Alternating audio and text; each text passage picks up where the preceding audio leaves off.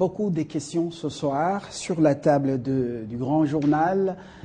D'abord, l'actualité, elle reste bien entendu rythmée par les réformes en cours au pays, notamment la révision constitutionnelle, qui est de l'opposition républicaine, le nouveau gouvernement, le gouvernement dit de cohésion nationale. L'attente devient franchement longue, mais l'opposition, elle, attend toujours. Est-ce que celle dite républicaine, elle est garde encore de l'espoir? Voilà les quelques questions que nous posons en Fumototo ce soir. Bonsoir. Bonsoir, monsieur le journaliste. Géniteur de la troisième voix, porte-parole. Vous faites partie de l'opposition républicaine, dont vous êtes d'ailleurs on peut dire le rapporteur. Ok. Voilà. Et non le porte-parole. Justement, oui, on a bien corrigé. Comment expliquer la contradiction entre le communiqué lu le 26 mars par Lisanga Bonganga, qui a exclu toute révision constitutionnelle, toute réforme, avec le message du président Léon Kengo qui a annoncé justement des réformes à venir, notamment la révision constitutionnelle aussi. Je crois qu'il n'y a pas de contradiction au sens plein du terme. Et je crois que l'opposition républicaine se veut une opposition qui combat toute tentative de l'implantation d'une monarchie ou de royaume au Congo. Et enfin, l'opposition républicaine est définie comme une lutte politique en face de la majorité, mais respectueuse des textes. Et non seulement des textes, c'est-à-dire la Constitution comme texte fondamental. Nous savons que dans un État, il y a plusieurs valeurs. La première, c'est la nation. La deuxième, c'est l'hymne national. La troisième, c'est la Constitution. La quatrième sont les lois du pays. Cinquième, les décisions d'administration ou le règlement, ordonnance, décret. Et cinquième ou sixième, ce sont les compromis politiques et sociaux. Nous sommes allés en concertation nationale. Opposition, majorité, société civile, impliquant institutions et aussi la diaspora. Nous avions eu 5 groupes thématiques. Qu'est-ce que nous nous sommes dit exactement autour de la Constitution? Vous vous êtes dit quoi exactement? Dans le groupe thématique gouvernance, plus précisément sur la première phrase de la première page, nous avons demandé l'affirmation de toutes les parties à respecter les pactes républicains, ça veut dire la Constitution, notamment dans ces articles voulus intangibles par le législateur. Mais nous n'avons jamais dit aux concertations nationales qu'on ne peut pas toucher aux autres dispositions de la Constitution.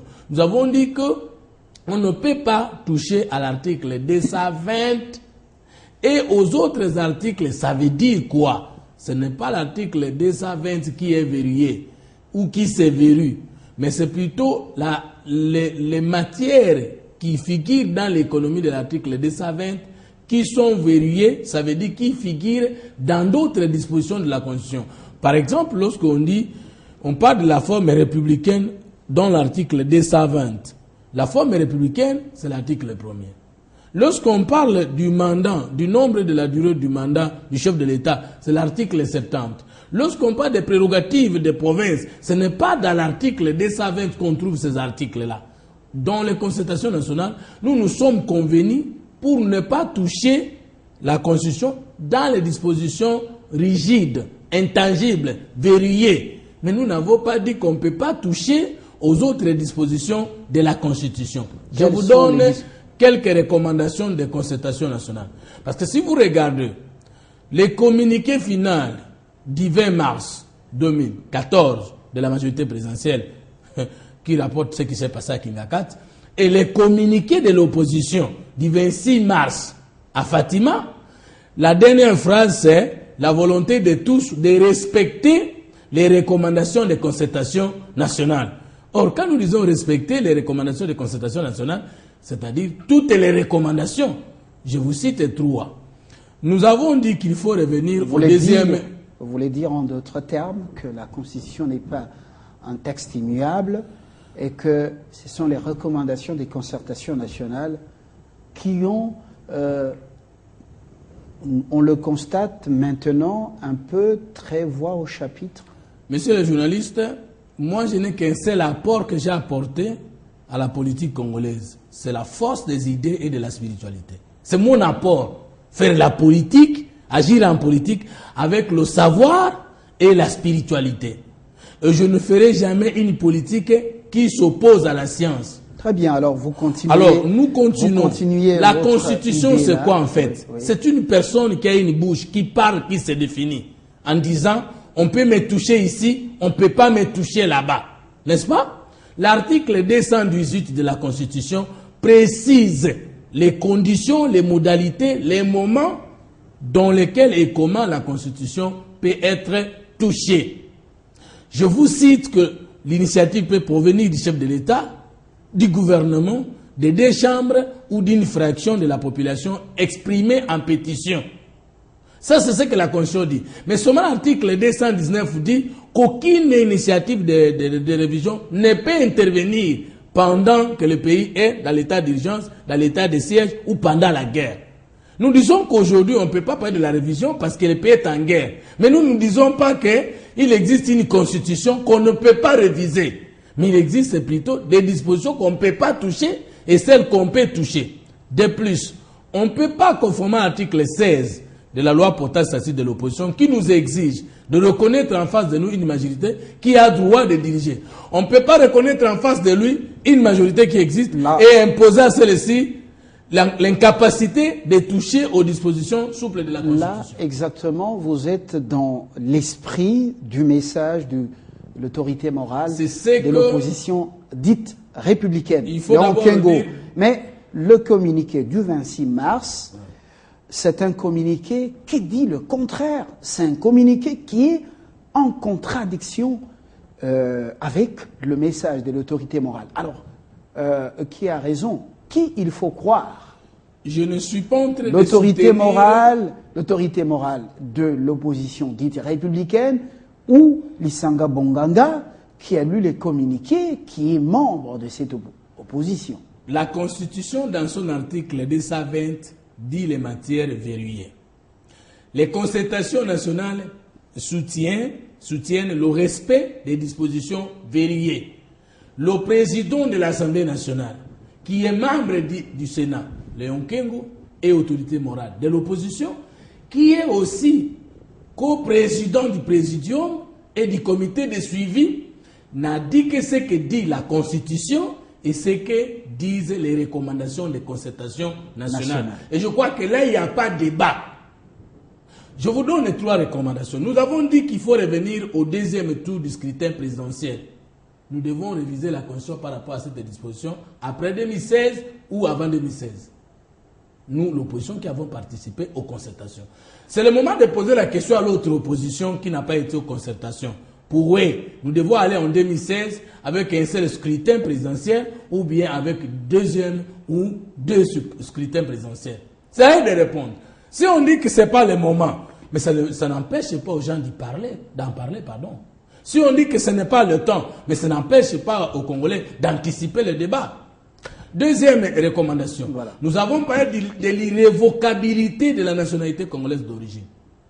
Nous avons dit supprimer la carte de séjour et même des visas pour les étrangers d'origine congolaise. Comment cela peut-il être possible si on ne touche pas l'article 200, article 10, qui dispose que la Constitution de la nationalité congolaise est une et exclusive? C'est ça le problème. Nous avons dit qu'il faut réserver aux femmes un quota. Mais comment nous allons réserver ces quotas alors que l'article 14 de la Constitution qui parle de la parité ne parle pas de quotas? Il parle plutôt de la parité. De la parité et de la gestion équitable entre l'homme et la femme. Comme on dit, 50-50, que vous n'avez pas pu, que vous n'avez pas respecté. Non, d'ailleurs, si on veut soutenir les femmes et qu'on veut, tout en les soutenant, leur accorder un quota de participation dans les institutions politiques et sociales, c'est aussi une nouvelle discrimination envers les femmes. Parce que si nous disons aux femmes, elles ne méritent que 30%. Mais si elles peuvent aller, dans les réalisations sociales au-delà de 30%. Nous allons éliminer les autres pourcentages de la souscription de la femme au profit de 30%. D'où il faut revoir cette disposition. Donc, d'ici 2016, ça c'est le point de vue de la troisième voie. Maintenant, c'est la troisième voie qui parle. C'est la troisième voie qui parle. En tant que courant de pensée spirituelle, scientifique et politique. L'opposition républicaine. Tout ce que je viens de dire, du début jusqu'à la fin, j'engage la troisième voie et la dynamique de l'opposition non institutionnelle. Alors, comme regroupement membre de l'opposition républicaine. Et je n'engage pas ici l'opposition républicaine. Je parle de ce que la troisième voie pense et de ce que la DONI pense. Donc nous pensons que sincèrement, et c'est à temps qu'il faut engager ces débats pour aider les peuples congolais à connaître les dispositions qu'on ne peut pas toucher et celles qu'il faut toucher et nous permettre aussi d'appréhender et d'apprécier à temps nous tous dans quelles conditions nous allons toucher cette constitution dans les dispositions non verrouillées. Mais continuer à dire qu'on ne peut pas toucher la constitution d'ici 2016, c'est de la manipulation. Si telle est la position de la troisième voie, oui, qui est également membre de l'opposition dite républicaine, alors pourquoi faire des alliances contre nature quand vous ne partagez pas la même vision des choses avec des gens qui s'opposent d'emblée à toute révision constitutionnelle? Je vais vous dire la vérité que je suis le seul Congolais qui n'a jamais contracté des alliances contre nature. Et je vais rappeler aux Congolais, quand Martin Fayulu a créé les CID, il avait dit que son parti s'alignait à la troisième voie, en 2007 ou 2008, 2009. Je me suis uni avec lui. C'est le jour où il a décidé de rejoindre les gens de la première et de la deuxième voie que nous sommes séparés. Je le dis à la télé. Première, deuxième voie, c'est... C'est-à-dire les socialistes et les libéraux, l'IDPS. J'ai dit à la télé. Deuxième alliance, j'ai fait avec le candidat numéro 1, Andika Djamba. Parce qu'il s'est déclaré candidat de la troisième voie. Un illustre inconnu. Attendez. Il faut que les peuples congolais découvrent les parcours. Sans assise populaire. Écoutez, sans assise la politique. population, on peut la créer par les idées, par les moyens ou par le nombre. En politique, on commence par n'ayant la foule. On commence toujours avec quelque chose qui attire ou qui n'attire pas la masse. Parce que vous avez parlé de l'alliance contre la nature. J'ai accepté d'entrer dans l'opposition républicaine et de collaborer avec le président Kengo parce qu'il est centriste. Et il n'y a pas de distance entre le centrisme et la troisième voie. Au moins que le président Kengo ou les UFC ou sa vision politique, que les gens puissent nous dire qu'il n'a jamais été centriste. Là, il y a alliance contre la nature. Donc, je crois que nous nous sommes battus en ayant d'abord un courant de pensée, ensuite un parti politique et enfin un regroupement politique pour être en ordre avec la manière de faire la politique à travers le monde. Nous sommes libérationnistes, nous ne sommes pas socialistes ni libéraux. Nous sommes de la troisième voie idéologique. Les centristes sont les gens qui ont démontré les limites des deux voies et qui ont créé la synthèse entre les thèses qui s'opposent. Et je crois que le président Kengo est centriste, même dans sa façon d'agir ou de faire la politique. D'ailleurs, vous savez, pendant longtemps, on disait que la troisième voie dont je suis les génitaires a été inaugurée par Léo Kengo. Déjà disait ça en 1990. C'est pour vous dire que nous qui voulons la troisième voie, c'est nous qui voulons le dépassement, qui voulons dépasser les camps opposition majorité. Vous êtes de l'opposition, tout est noir dans la majorité. Si vous êtes de la majorité, tout est bon et rose dans la majorité. Et vous êtes là, le peuple congolais est là. C'est depuis 2004 que je me suis imposé pour montrer aux Congolais qu'il y avait lieu de créer un centre de convergence. On laisse le moi à côté, maintenant on revient à l'actualité, à ce débat. Fumototo, en des termes clairs, eh bien, et pour la troisième voie et pour l'opposition républicaine, il faut absolument revoir la Constitution dans l'esprit et la lettre des recommandations des concertations nationales. Il faut revoir la Constitution d'ici 2016, non seulement par rapport aux recommandations des concertations, parce que même l'opposition qui n'a pas été aux concertations n'accepte pas d'aller aux élections présidentielles en 2016 avec un seul tour.